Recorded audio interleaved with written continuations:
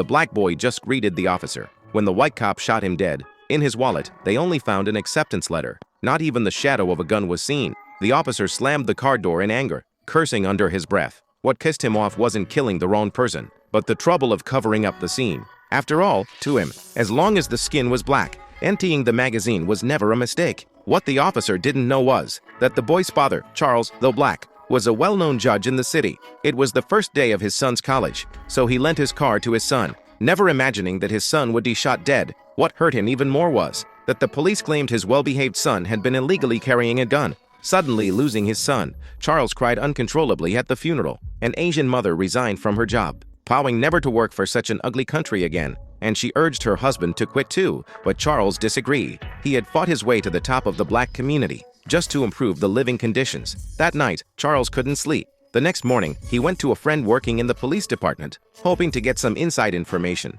His friend told him the truth, but because of his position, all he could do was provide information, no further help. Just then, the officer who shot his son came downstairs and bumped into Charles. The officer said he was just doing his job, upholding justice. Can you bring yourself to apologize? I don't apologize for doing my job.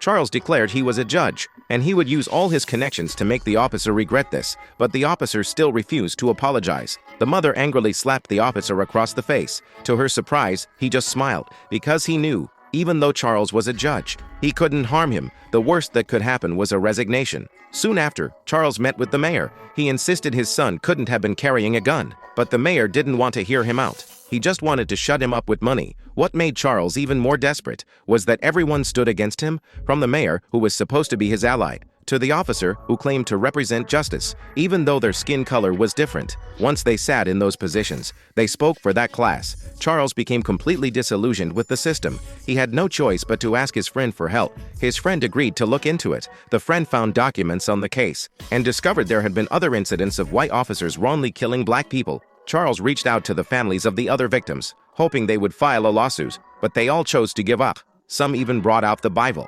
After all, when reality seems hopeless, people always look for something to hold on to. Charles pushed with everything he had but made no progress. Then, suddenly, a report came out. It clearly stated that his son was shot for illegally carrying a gun. It even claimed his son had been a troubled person. Seeing this, his wife completely broke down. Charles couldn't take it anymore. He decided to take justice into his own hands and end this once and for all.